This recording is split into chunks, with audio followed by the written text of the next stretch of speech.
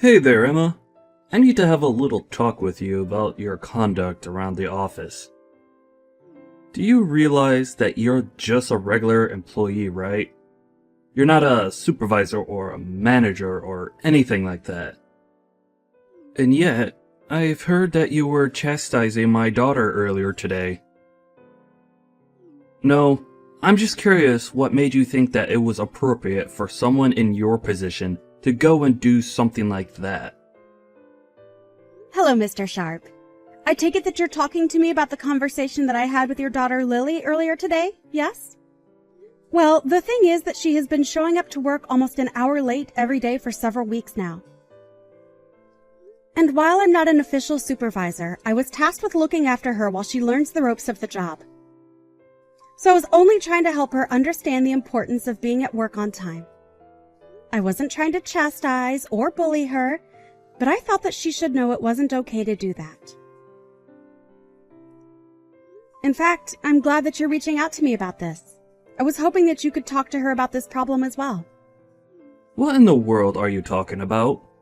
You have got a lot of nerve even trying to talk to me, your boss, in that way. I'm sorry, did I say something wrong? I really wasn't trying to step on anyone's toes. It's just that I was told to show her the ropes.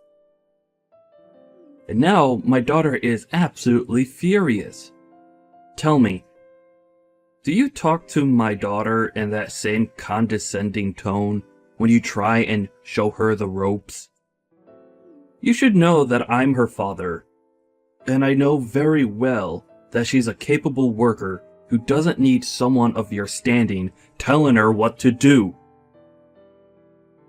I'm sorry, but are you telling me that I shouldn't have told her to stop showing up to work so late every day?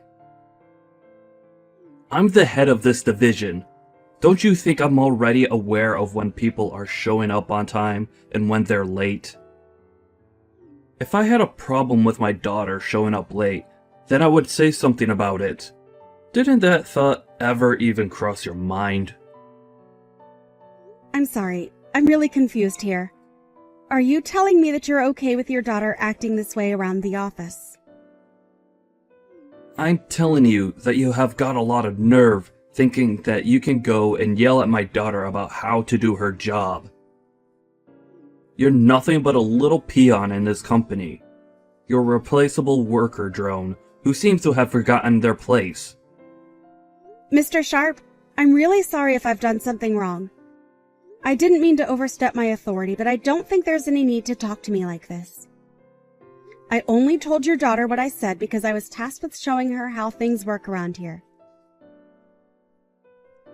Can we please just calm down and try to think about this a little more rationally? I mean, would you be okay with any other employee showing up that late? You've warned plenty of others not to be late. I was only taking after your example. I don't care what you thought you were doing.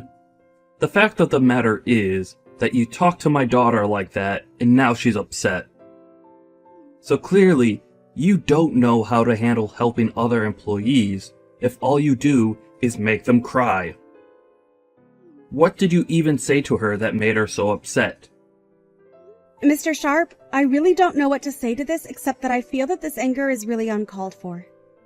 I really don't think there's any need for you to get this upset over what I said to Lily. And I'm sorry, but I still don't understand why you're even this upset with me to begin with. I was asked to oversee Lily as she starts working here. I have seniority over her just by virtue of how long I've been in the office. I really can't see how I did anything that would be considered inappropriate given my position in the company. Well, it sounds to me like someone needs to remind you of how things work around here. Or are you just gonna keep up this backtalk until I have no choice but to fire you? Are you really threatening to fire me just over this? I think that's a little extreme, don't you? But if the problem you're having is that I was the one who spoke to your daughter about being at work on time, then maybe you could talk to her about this problem. I think she would be more likely to listen to you anyways. Does that sound agreeable to you? Oh, so now you're trying to tell me what to do as well? You really just don't know when to shut your mouth, do you? Okay. I see that I've misspoken, and I'll make sure that nothing like this happens again. I'll return to work now.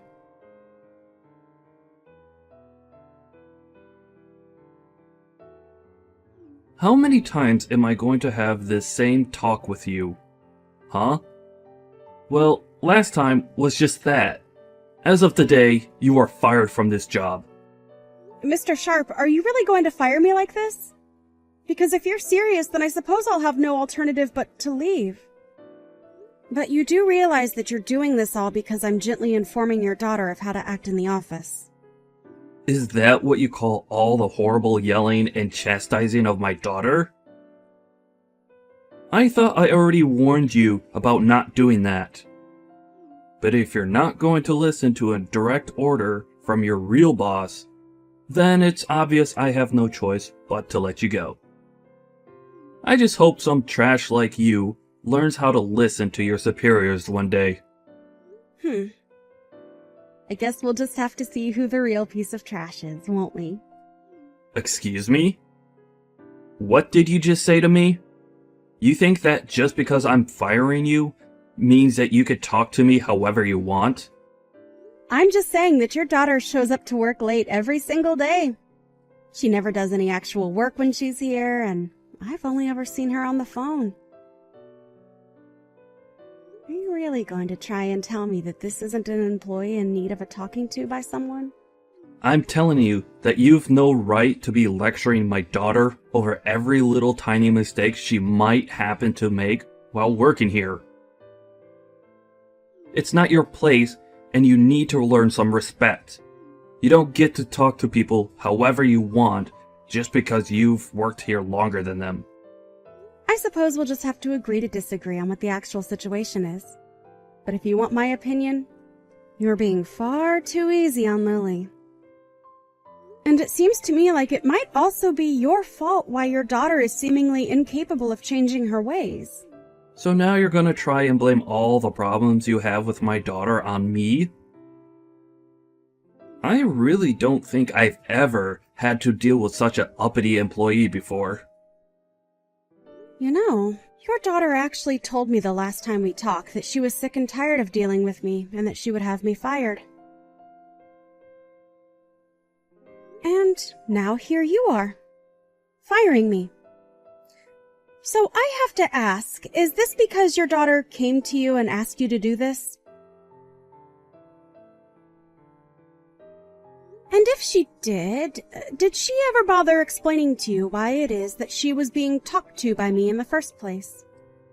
Oh, this problem is much bigger than just you and my daughter now. If you really think that you could talk to your boss the way that you've been talking to me, then it's clear that there's just no place for you here. I don't ever want you to even step foot into this office building again. Do you understand me? You are fired effective immediately. Well, okay then. If that's your final decision, then I won't spend any more time arguing my case. May I ask what you're going to tell HR and our managers about my firing? Because I think it might be difficult for you to merely be doing this because of how I treated your daughter.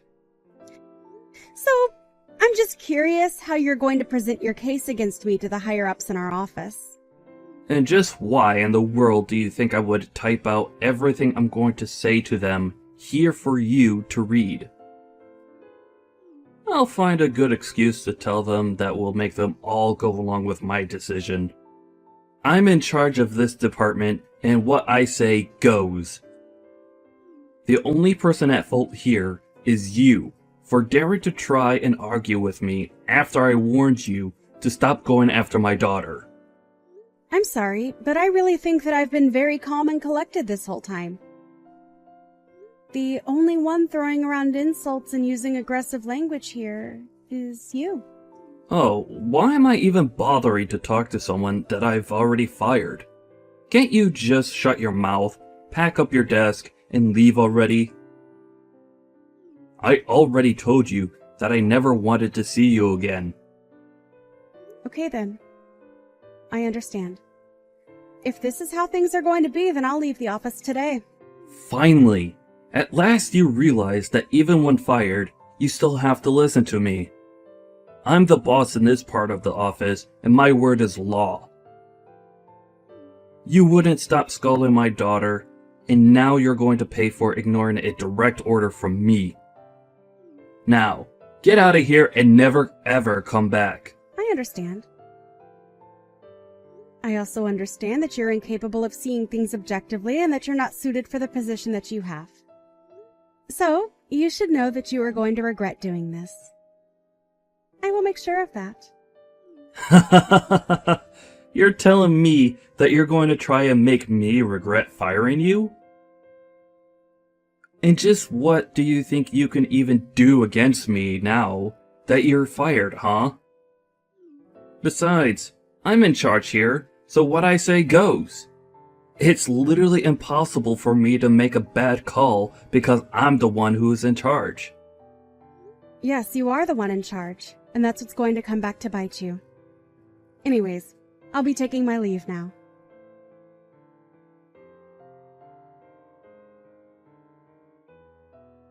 Hello, Mr. Andrews. I saw the message left on my desk that you wanted me to send you a message to talk about something. What can I do for you today? I was just wondering where in the world my granddaughter has gone to. I'm sorry. I don't think I'm quite following what you mean by that, sir. Well, it really is quite simple. I'm talking about my granddaughter. I want to know where she's gone. Did something happen to her? I've been asking around, and everyone has been telling me that I should be talking to you about this. So, I would like an explanation of exactly where my granddaughter has gone to, Eugene. In fact, why don't you explain yourself to my face? I want you in my office right this moment. But sir, I'm still really confused. I don't know what you're talking about. I don't even know who your granddaughter is. Are you blind? Or just illiterate? I said that I want you up in my office to explain yourself to me right this second. Yes, of course, sir. I'm sorry for not leaving right away. I'm already heading towards the elevator as we speak.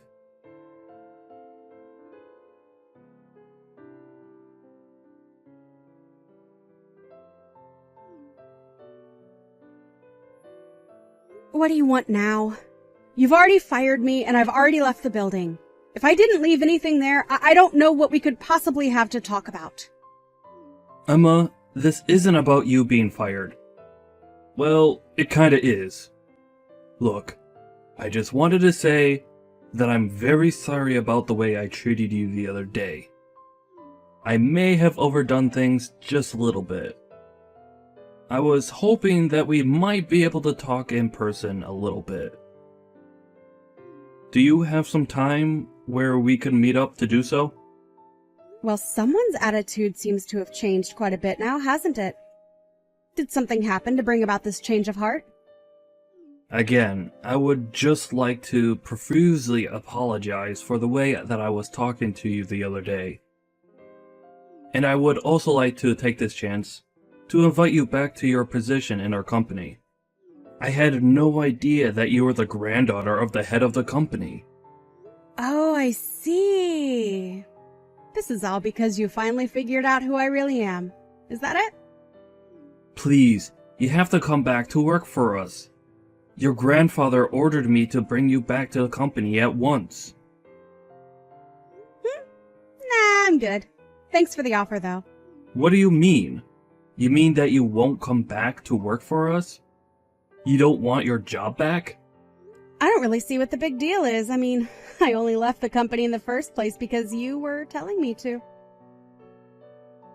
And now you're going to come back to me just 3 days later to try and beg for me to come back? But I apologized for what I said. I really didn't mean to fire you. It was all just one big mistake. You have to forgive me. Your grandpa actually just came back from a long business trip, and when he arrived back to the office, he was really upset. He demanded that I go into his office And he started yelling at me, asking about where you were and where you had gone to. It was only then that I realized who you really were. I really had no idea about any of this. So please, you have to forgive my ignorance. Well, of course you didn't know about who I really was. After all, I was hiding my identity for just about everyone. Well, then that just shows that I was truly acting out of ignorance. I really had no idea at all that you were directly related to the head of the company. So please, I'm begging you again to come back. Your grandpa is very, very upset that you were let go from the company. Let's make something clear. I wasn't just let go. You fired me from the company, remember? I don't think my grandpa is upset. I think you are. Well, yes. Okay, I suppose I am the most upset out of everyone here. So please, you have to come back. I'm begging you. I'm sorry, but I've already given you my answer, and it's not going to change. I won't be going back to work there. You can go back all you want, but the fact of the matter is that I was fired. I can't just go back. I'll have that you were fired erased completely from your record. It won't show that as having happened at all. There's no reason why you shouldn't be able to return. We can pretend like nothing ever happened at all, and you can just go back to your old position. Not only that, but if you come back, I'll apologize to you in front of the whole staff. I'll even talk to my daughter and make sure she knows that she needs to work just like everyone else does. So you mean to tell me that you could have done that this whole time, but you're only choosing to do so now? You know, if you had just done that from the start, then you wouldn't be in trouble like you are right now. But like I said, it's too late to try and change things now, so why don't you just give up already? Please, you have to come back. I'm begging you. Please don't say no to this. If the company president finds out the truth about how and why you were let go, then things are going to get really bad for me. Well, yes. I suppose if my grandpa knew how you were treating his staff, he would get quite upset. And you should also know that I'm his favorite granddaughter. Of course, even when I started here, he warned me that I wouldn't be given special treatment just because of that. You have to believe me when I say that I really had no idea about any of that at all. I'm terribly sorry for the mix-up. You really don't have to apologize to me anymore, you know. I already told you that it's not going to change anything. If anything, the company would be better off losing you and your no-good, lazy daughter. You don't need to talk about my daughter like that. But why shouldn't I when it's the truth? Of course, you're not better than she is when it comes to the way you both treat people. Please, don't you think you're being just a little too harsh right now? I know that you're the CEO's granddaughter, but still. I'm only giving you my honest opinion about the two of you. And I know that if my grandpa knew the truth about the two of you, that he would fire you both on the spot. And he knows how to pull enough strings to make sure that you never work in this industry again. He wouldn't really do that, would he? I mean, I've been working for this company for almost 30 years. He wouldn't take all that away, would he?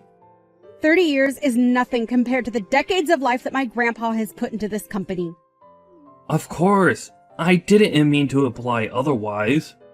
But that's just another reason why my grandpa has so much sway in the business. You might want to kiss the chances of you ever getting this high of a position in a company like this ever again. Please don't do this. Surely we can work something out. You have to understand that I'm a father. I have a family to take care of. That excuse might have worked on me if not for the fact that you clearly haven't raised your daughter right at all. And when she started working here, she was like the spitting image of you and all her awful attitude. I hid who my family was so that I could be treated equally in the office. You were encouraging your daughter to act however she wanted because of who she was. Please, you really do have this all wrong. If I had only known who your grandpa was, then I would have never talked to you the way that I did. You have to know that I would have never said the things that I did. I would have never done any of this at all. I'm so sorry for everything. So I'm begging you, one more time, please come back. And I am telling you the same answer one more time. Not going to happen. Please, I'm asking as your supervisor to come back and work for us again. You aren't actually going to turn down a request from your superior, are you? You still think you're my superior? How can that be when I don't even work for you anymore? The moment you fired me, you lost any power or influence you had over my life. But, please, just do as I say this one time. That's all I need. You really expect me to just act like nothing happened between us at all? That's ridiculous and unrealistic. I really don't have time to carry on with this stupid conversation any longer. But if you don't come back, then I'm going to be in serious trouble. Don't you get that? If you don't come back, then both Lily and I might end up getting fired because of this. You have to come back and save us. You'll get your job back too. Everyone is going to win if you do this. You're acting as if I would have anything real to gain by helping you. But you're only asking that I come back to save your own skin. You were the one that fired me, and now you will have to live with that decision. I told you from the very start that you were being unreasonable and that you'd regret this. Now, if this is all that you have to say to me, I would appreciate it if you just left me alone instead. Please don't do this, Emma. I'm begging you. You have to come back. You have to save us. I'll even make Lily apologize to you. We're both begging you to come back. And I'm telling you that you can keep your worthless apologies to yourself because I don't want them. Anyways, enjoy what time you have left at the company. I may be fired, but at least I'll be taking the two of you on my way out. And good luck ever trying to find a job for you or your daughter in this town again.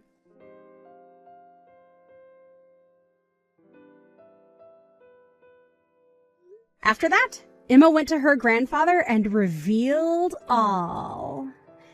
Upon learning the truth of why his daughter wasn't showing up for work, Mr. Andrews was furious and fired Mr. Sharp and his daughter right away.